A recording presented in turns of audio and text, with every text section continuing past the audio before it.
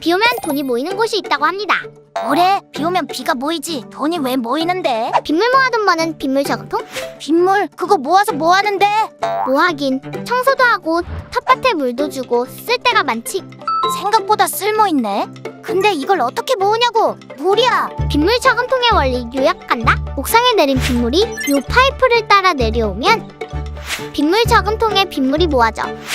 여기 모아진 빗물은 아주 다양한 용도로 쓰인다는 거야. 오, 신박하네. 근데 그걸로 수도요금이 얼마나 줄겠냐고. 지금 웃은 거 후회할걸? 서울의 한 초등학교에서는 49톤 빗물 저장료로 연간 2,600톤을 절약했다고 해. 수도요금을 얼마나 줄였을까요?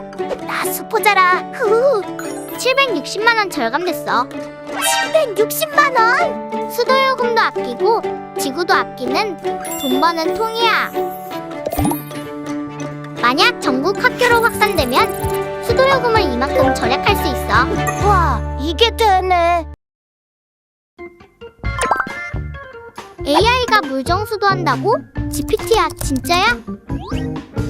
화성 AI 정수장은 대한민국 최초 인공지능 광역상수도 정수장입니다. 설마 AI가 다 운영하는 건 아니겠지? AI가 운영하며 세계 최초 글로벌 등대에 선정되기도 했답니다. 세계 최초? 와, 가슴 벅차오른다. 전 공정이 디지털 운영이 되어 에너지 낭비를 줄일 수 있답니다. 얼마나 좋아진다는 건지 와닿질 않네? 매년 95억 원의 생산원가가 절감됩니다.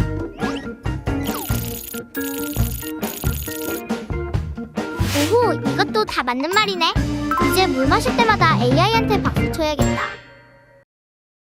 너 지구 살리면서 돈 버는 법 알아? 환경만 지켜도 좋은데 돈까지 준다고? 그런 게 있겠어? 탄소 중립 포인트 제도라고.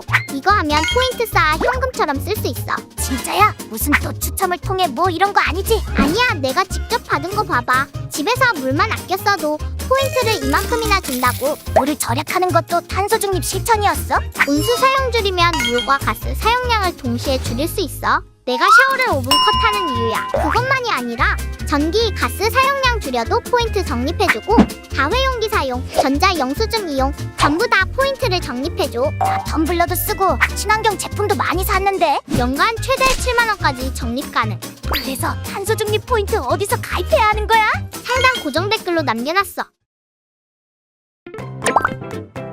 탄소를 줄이는 아파트라고 들어는 봤니? 아파트 옥상에 나무라도 심는 거야? 무슨 탄소를 줄여? 탄소 중립 경연대회라고 들어봤어? 탄소 저감 실천에 기여한 곳에 시상하는 대회인데 지금부터 수상한 아파트에 숨겨진 비밀을 알려줄게. 마산 교방상록 아파트는 빗물을 모아서 청소할 때 사용했대. 물 절약만 해도 탄소 배출량 줄이는데 도움이 되는 거 알지? 거기다가 낙엽걸음으로 정원도 꾸미고 폐현수막이나 마스크 포장지는 재활용해서 벽면과 화초 이름표를 만들었었대. 와, 이 아파트는 뭐 하나 그냥 버리는 게 없구나. 홍성도 더샤파크 에비뉴 아파트는 옥상의 태양광, 아래에서는 지열 냉난방으로 공용 전기료를 줄이고 있어. 이 정도면 지구가 관리비 대신 내주는 거 아니야? 그리고 수상한 아파트 외에 청주 테크노폴리스 푸르지오 아파트도 지하에 물을 모으고 끌어올리는 시설을 설치해 수돗물을 절약했어. 버려지던 물은 조경이나 연못 탐수에 활용하면서 연간 5,000톤의 물이 절약된대. 5,000톤? 한 사람이 45년 동안 물을 쓰는 양이잖아.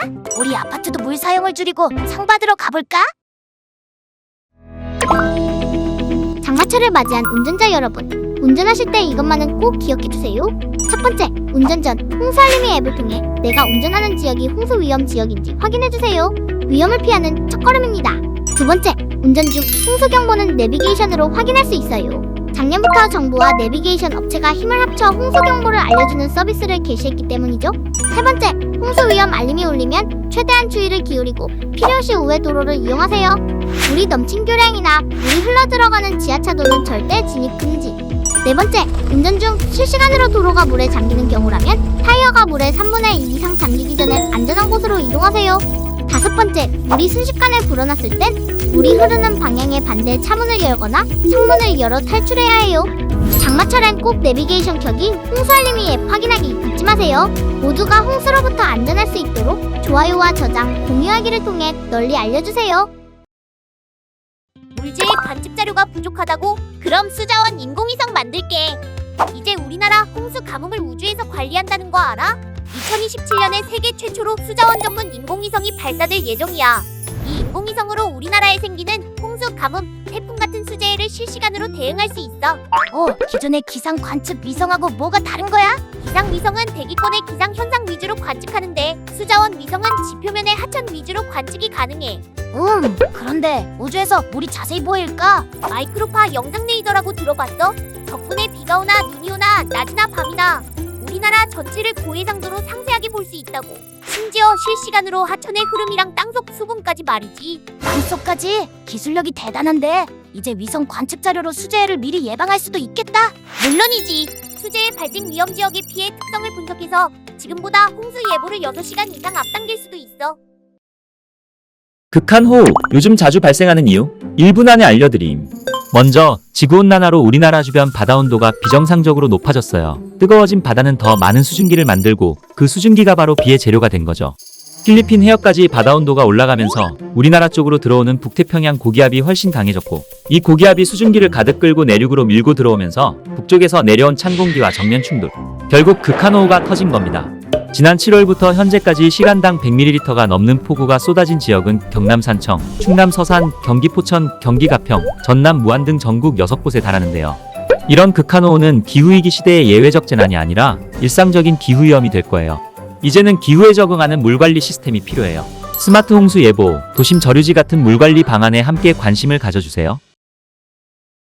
서울대 정문 앞 지하에 거대한 공간이 숨어있다? 비가 많이 오면 흔히 보게 되는 상황. 이런 침수 피해는 말할 것도 없고 이렇게 하천도 넘쳐 흘러 도시가 물바다가 되고, 그래서 나온 것이 뭐냐고요? 바로 빗물을 임시 보관하는 빗물절이죠. 현재 서울 성북동, 예장동, 삼청동 등 30여 곳에 설치돼 있는데요. 비가 내려 물이 차면 집수정 또는 매노를 통해 지하로 유입이 되고 빗물을 저장합니다. 그리고 필요시 유출구를 통해서 빗물을 내보내죠. 결론은 저 넓은 공간에 빗물을 모아둘 수 있다는 겁니다. 서울 도림천 저류조는 무려 35,000톤의 빗물을 저장할 수 있는데요. 대략 25m 수영장 93개, 하루 생활 용수 11만 명 분량이라고 합니다. 이 빗물 그냥 버리냐고요? 아니요, 도로 청소, 공원 관수에 쓰인답니다. 침수도 막고 물도 아끼고, 이게 진짜 효율적 물관리 아닐까요? 툭하면 급수 제한되던 도시 근황. 강원도 속초시는 쌍천이라는 하천에서 생활용수의 90%를 공급받는데, 쌍천 상류 해발 고도가 132m나 되는 데다 하천 바닥이 암석으로 이루어져 있어서 비가 아무리 많이 와도 바다로 전부 빠져나가 버리죠. 속초는 1995년 이후로 급수 제한을 무려 6번이나 겪은 대표적인 물 부족 도시예요. 근데 3년 전부터는 가뭄이 와도 물 걱정 없이 지내고 있죠. 그 이유는 바로 지하댐 덕분.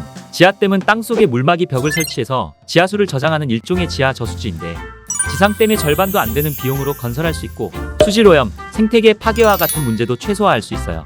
현재 전국의 물 부족 지역 10곳에 지하댐을 설치하는 사업도 진행 중.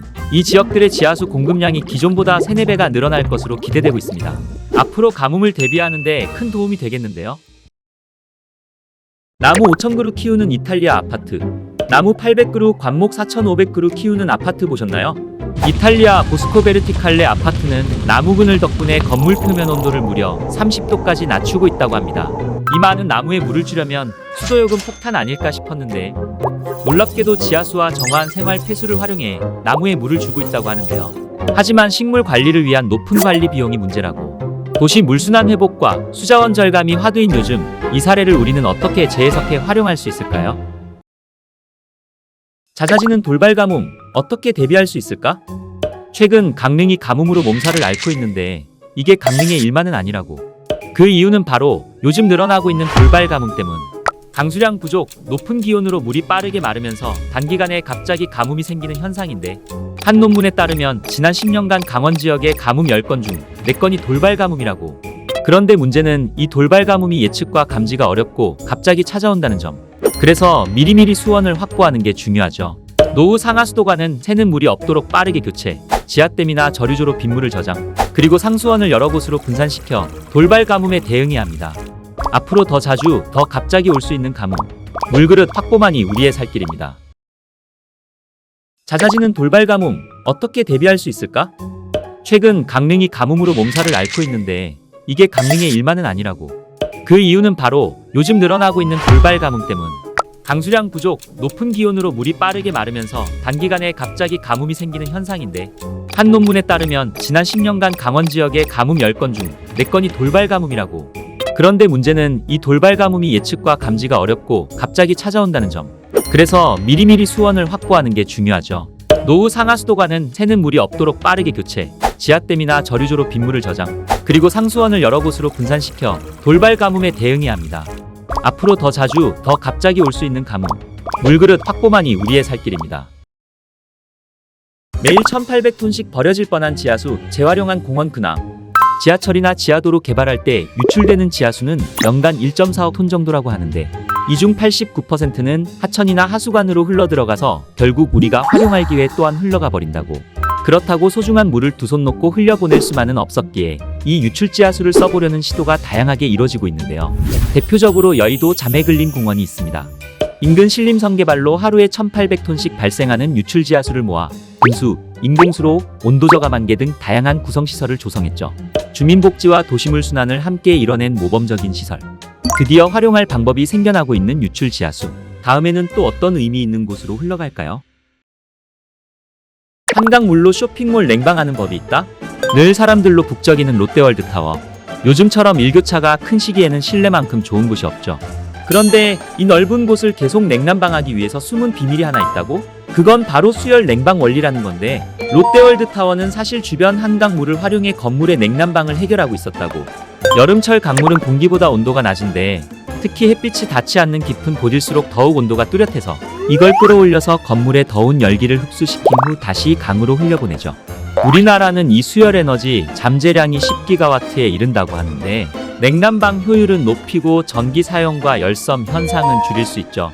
도심 속 물을 에너지처럼 사용하면서 탄소도 줄이는 수열의 무한한 발전 가능성 기대해도 좋을 것 같네요.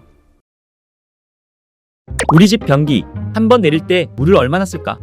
일반적으로 가정에서 쓰는 양변기는 10에서 12리터를 사용. 생각보다 많죠? 그런데 절수형 양변기를 쓰면 6리터 이하로 줄일 수 있는데 그 차이를 수치로 보여주는 게 바로 절수등급 표시제도. 변기는 3등급, 수도꼭지는 2등급, 샤워기는 단일 등급으로 나뉘어 있고 숫자가 낮을수록 더 적은 물로 같은 성능을 낸다는 뜻. 이 표시제도는 선택이 아니라 의무이기 때문에 모든 제품에는 등급 표시가 있어야 하죠. 만약 전국의 변기를 절수형으로 바꾸면 연간 1억 5천만 톤의 물을 절약할 수 있습니다. 게다가 수돗물 생산에 필요한 에너지도 줄어서 연간 1만 3,700톤의 탄소 배출을 줄인다고. 절수 등급 확인하는 것부터 절약의 실천입니다. 충주맨이 알려준 우수관로 정비의 중요성.